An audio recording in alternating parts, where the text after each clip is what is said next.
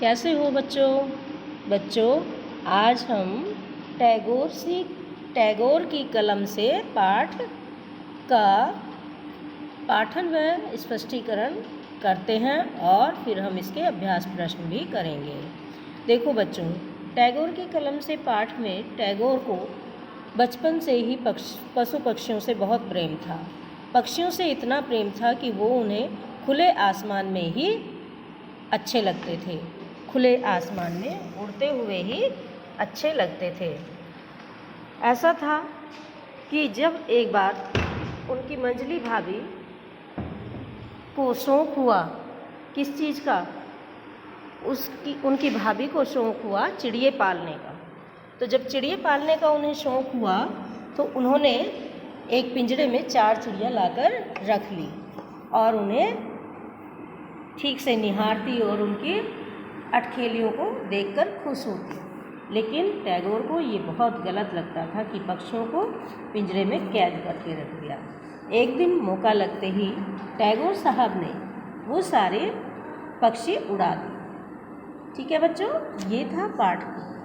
अब हम इसके कठिन शब्द करेंगे। कठिन शब्द हैं मोहल्ले, छतें, पक्षी, पतंगे, भाते, डोर, शौक़, पालने, बरामदे, ऊंचा, चीखती, चिल्लाती, फड़फड़ाती, मंझली, विस्तृत, सहेलियाँ, विनती, पिंजरे, कैद, रंग बिरंगी, हंसकर, बिगाड़ा, भाभी, अत्याचार, डांटते, मुँह, सिखाने, मित्र, उड़ाने, सोचने, स्वतंत्र, अवसर, चुपचाप, आज़ाद, खुशी, कल्पना, काश, लटके, अनुचित।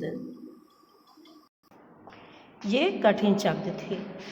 हमने अभी कठिन शब्द किए हैं। अब हम इसके पाठ के शब्दार्थ करेंगे। भाना यानी अच्छा लगना, होड़ प्रतियोगिता, विस्तृत, विस्तृत का अर्थ है फैला हुआ, विनती प्रार्थना, स्वतंत्र आज़ाद, झल्लाना यानी चिढ़ना, अनुचित बुरा, डार की डार, झुंड के झुंड, शौक़ चाह या रुचि, मंझली यानी बीच की, अत्याचार यानी अन्याय, अत्याचार का अर्थ होता है अन्याय, अवसर मौका, क्रोध गुस्सा, कैद बंधन। अब बच्चों देखो, अब इसमें है, आइए बातचीत करें यानी प्रश्नों के उत्तर। लेखक का घर कैसा था? लेखक का घर बहुत बड़ा था।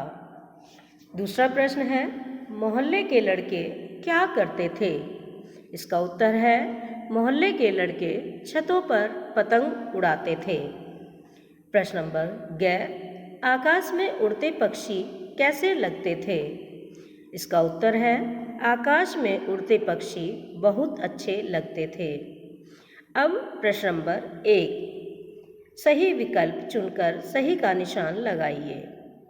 क, उन दिनों लोगों को अपने घर में क्या पालने का शौक़ था? उन दिनों लोगों को अपने घर में चिड़िया पालने का शौक़ था। ख, लेखक रविंद्र को क्या भाता था? पतंगों के साथ साथ उड़ते पक्षी। रविंद्र को पतंगों के साथ साथ जब पक्षी उड़ते थे तो उन्हें वह बहुत अच्छा लगता था। ग, बालक टैगोर कब खुश हुआ? बालक टैगोर जब खुश हुआ जब उसने पक्षियों को आज़ाद कर दिया। अब इन प्रश्नों के उत्तर लिखिए। क, लेखक का मन किस कारण दुखी हो जाता था?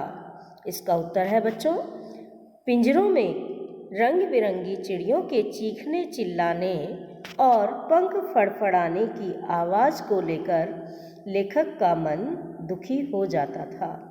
लेखक नहीं चाहता था कि वो पिंजरे में बंद रहे, पिंजरे में कैद होकर रहे। लेखक चाहते थे कि वो खुले आसमान में आज़ाद होकर, स्वतंत्र होकर उड़े। अब प्रश्न नंबर 6, लेखक ने अपनी भाभी से क्या विनती की? इसका उत्तर है बच्चों, लेखक ने अपनी भाभी से पक्षियों को न लाने की विनती की कि वो पक्षियों को लाकर पिंजरे में कैद करें। तो उन्होंने यही विनती की थी अपनी भाभी से। अब प्रश्न नंबर 11, लेखक का मन परिवार के सदस्यों से डांट खाकर भी खुश क्यों था? इसका उत्तर है बच्चों, क्योंकि वे पक्षियों को आज़ाद करने का कार्य सफलतापूर्वक कर चुके थे। वे पक्षियों को आज़ाद करने का कार्य सफलतापूर्वक कर चुके थे, इसलिए उन्हें घर वालों की डांट खाकर कोई परेशानी नहीं हुई और ना ही उन्हें उस डांट का दुख हुआ। तो अब आगे चलते हैं बच्चों। देखो प्रश्न नंबर 11, लेखक क्या कल्पना करता है? इसका उत्तर है, लेखक कल्पना करता है कि काश वह उन पक्षियों को भी आज़ाद कर पाता जो अन्य लोगों के पिंजरे में कैद हैं। अब प्रश्न नंबर 3, किसने कहा और किससे कहा? आप इन पक्षियों पर अत्याचार कर रही हैं, ये किसने कहा? बालक टैगोर ने। किससे कहा? मंजली भाभी से। खैर, छोटा मुंह बड़ी बात, अपनी उम्र को तो देखो, मंजली भाभी ने टैगोर से कहा। वाह, कितनी सुंदर चिड़िया हैं, मंजली भाभी ने परिवार के सदस्यों से कहा। प्रश्न नंबर 4, शब्द चुनकर वाक्य पूरे कीजिए। पिंजरे में कैद पक्षी अच्छे नहीं लगते। ख में आएगा, पिंजरे में बैठे पक्षी चिल्ला रहे थे। ग, हमारा घर बहुत बड़ा था। घ, मुझे विस्तृत आकाश में उड़ते हुए पक्षी अच्छे लगते हैं, यानी मुझे बड़े आकाश में, फैले हुए आकाश में उड़ते हुए पक्षी अच्छे लगते हैं। ड, वे कई दिनों से पक्षी लाने की बात कर रही थी। अब बच्चों देखो, भाषा ज्ञान। प्रश्न नंबर 1, दी गई वर्ग पहेली से उल्टे अर्थ वाले शब्द छांटकर लिखिए। देखिए, आकाश, पाताल, उचित, अनुचित, पास, दूर, कैद, आज़ाद, अच्छा, बुरा, ऊंचा, नीचा। अब बच्चों प्रश्न नंबर 2, घर, आसमान, स्वतंत्रता, पक्षी, चिड़िया, रविंद्रनाथ टैगोर, खुशी शब्द किसी का नाम बता रहे हैं। नाम बताने वाले शब्द संज्ञा होते हैं। आपकी कक्षा में जो वस्तुएं हैं उनके नाम लिखिए। देखो बच्चों, ये आपको स्वयं करना है। आपकी कक्षा में जो जो चीज़ें होती हैं आपको उनके यहाँ नाम लिखने हैं। अब प्रश्न नंबर 3, रंगीन छपे शब्दों के लिंग बदलकर वाक्य पुनः लिखिए। कै, मोहल्ले के लड़के वहाँ पतंग उड़ाते थे। इसका उत्तर लिखेंगे हम, मोहल्ले की लड़कियाँ वहाँ पतंग उड़ाती थी। ख, भाभी ने मुझे डांटते हुए कहा। इसका उत्तर हम लिखेंगे, भैया ने मुझे डांटते हुए कहा। ग, भाभी अपनी सखियों के साथ फिल्म देखने गई। इसका उत्तर लिखेंगे हम, भैया अपने सखा के साथ फिल्म देखने गए, क्योंकि हमें यहाँ पर लिंग बदलने हैं। जो रंगीन छपे शब्द हैं हमें उनके लिंग बदलने हैं। घ, मैं उन दिनों 8-9 वर्ष का बालक था। इसका उत्तर लिखेंगे हम, मैं उन दिनों 8-9 वर्ष की बालिका थी। प्रश्न नंबर 4, नीचे दिए गए एक वचन तथा बहुवचन शब्दों को छांटकर अलग अलग लिखिए।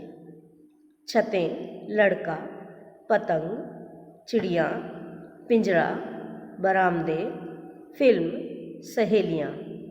एक वचन क्या क्या है बच्चों? एक वचन में है लड़का और पतंग।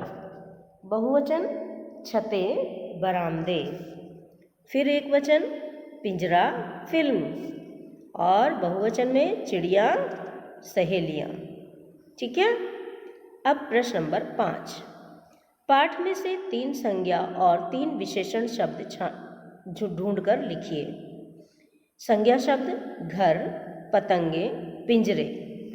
विशेषण शब्द बड़ा, रंग बिरंगी, कई।